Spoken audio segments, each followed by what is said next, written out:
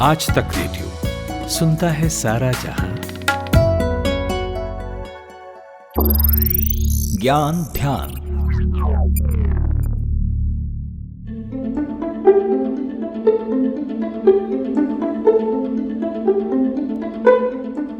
भारतीय समय अनुसार 22 फरवरी 2022 की सुबह मीडिया में खबर चली। खबर ये कि रूस ने पूर्वी यूक्रेन के 2 राज्यों दोनेत्स्क और लुहांस्क को देश का दर्जा दे दिया।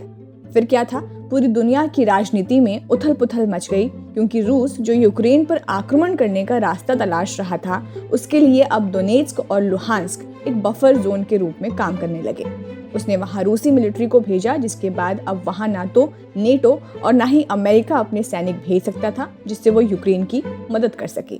लेकिन इन सबके बीच एक सवाल उठता है कि जो यूक्रेन मौजूदा वक्त में रूस के सामने बेहद ही कमजोर दिख रहा है, वो क्या 30 साल पहले इतना ही कमजोर था? और रूस, जिसे दुनिया के one of the best and largest military forces में गिना जाता है, वो आज से 30 साल पहले कहाँ खड़ा था, जब सोवियत संघ टूटा था और यूक्रेन के कमजोर होने की नींव कहाँ से पड़ी? आज इन्हीं विषयों पर बात होगी। नमस्कार, मेरा नाम है खुशबू और आप सुन रहे हैं ज्ञान ध्यान।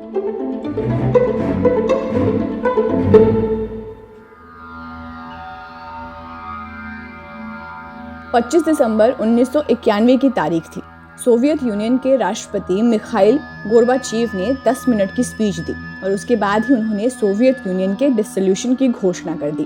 सोवियत यूनियन अब 15 इंडिपेंडेंट देशों में बंट गया और इसके साथ ही खड़ी हुई सबसे बड़ी समस्या ये थी कि कुछ देशों के बीच न्यूक्लियर वेपन का अनइक्वल डिस्ट्रीब्यूशन हो गया था।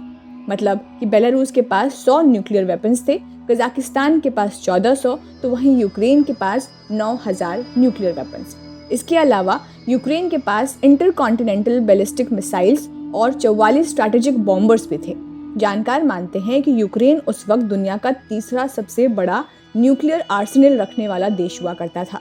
खैर, सोवियत यूनियन से टूटे इन देशों के पास न्यूक्लियर आर्सेनल था, मगर इसका इस्तेमाल कैसे किया जाए, इसके ऑपरेशन मेथड के बारे में किसी को जानकारी नहीं थी।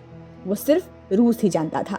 ऊपर से इतनी भारी संख्या में न्यूक्लियर आर्सेनल को रखने में बहुत खर्च भी आने वाला था, जिसके लिए ना तो बेलारूस तैयार था और ना ही कजाकिस्तान। दूसरी ओर यूएस को डर लगने लगा कि अभी अभी आज़ाद हुए देश के पास इतनी भारी संख्या में न्यूक्लियर आर्सेनल कहीं इन सब के बीच ही युद्ध को ना छेड़ दे।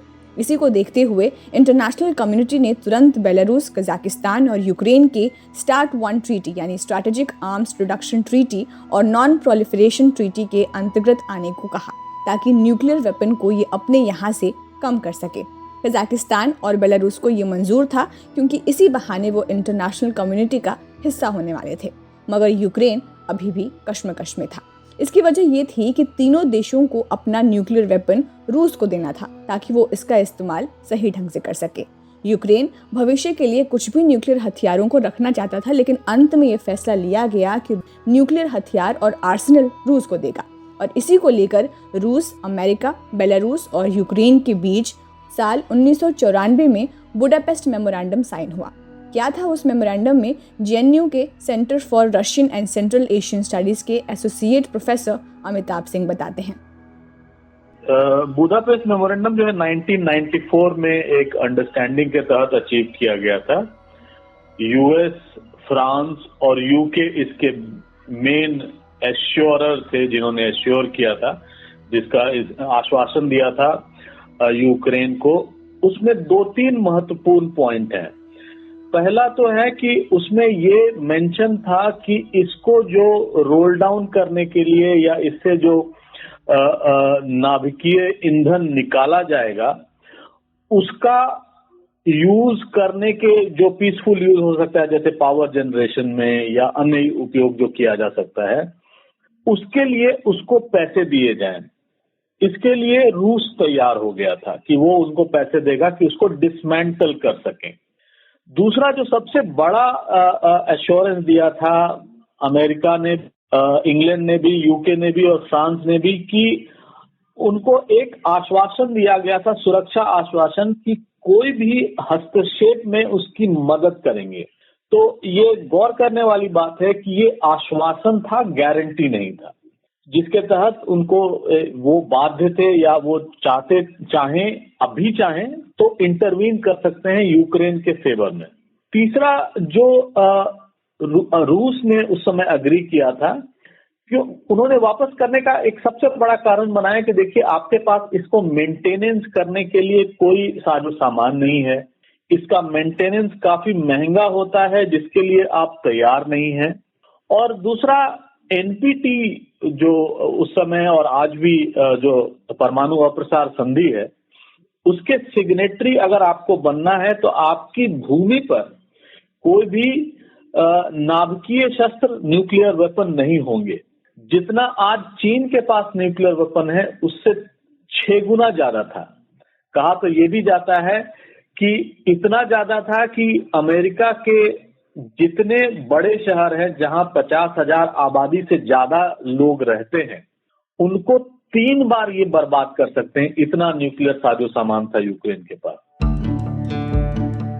ये मेमोरेंडम तो साइन हो गया, लेकिन रूस ने कभी इसे माना नहीं और 2014 में क्रीमिया पर उसका कब्जा इसका जीता जागता उदाहरण है।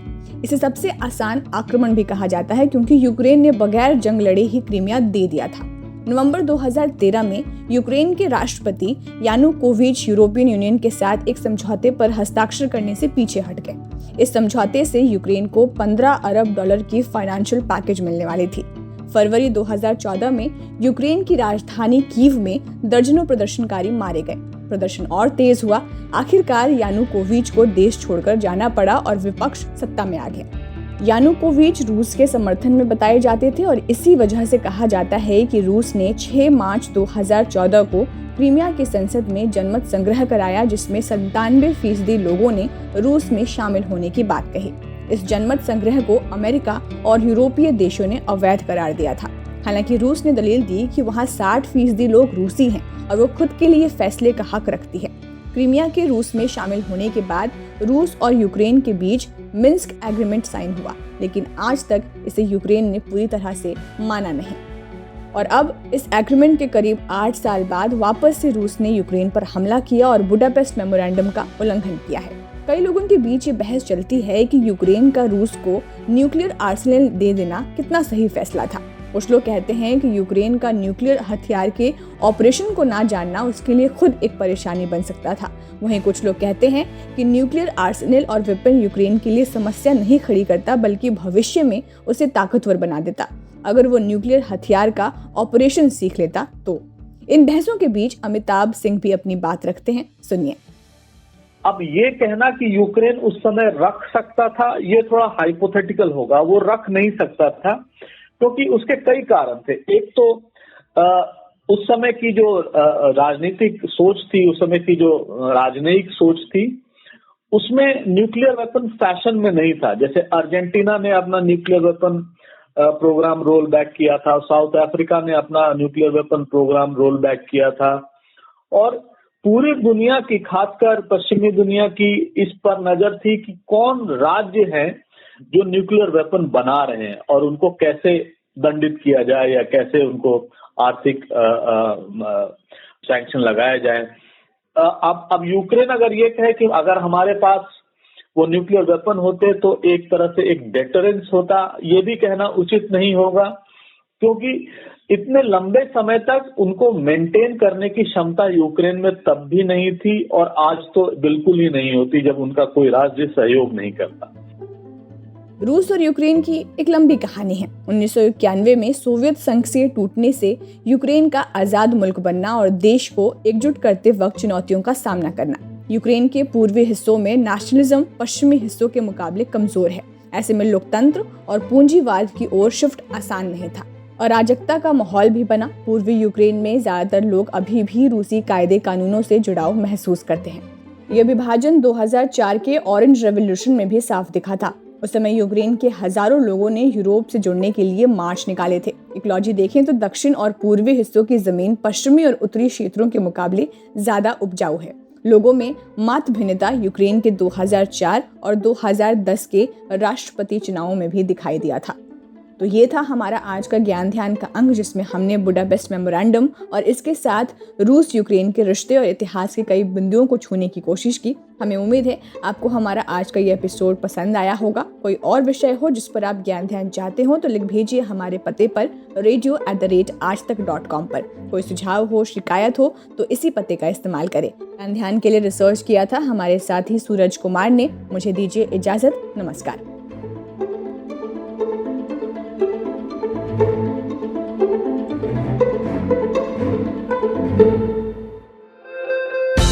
दिन भर की हलचल के बाद जब शाम ढल जाए तो चले आइए आज तक रेडियो पर। खबरों के सबसे अहम पड़ाव तक ले चलेंगे आपको। तसल्ली से बताएंगे कि दिन में हुआ क्या और जो हुआ उसका मतलब आपके लिए क्या था।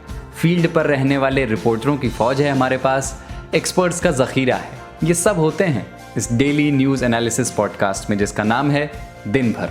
सोमवार से शुक्रवार हर शाम आज तक रेडियो पर।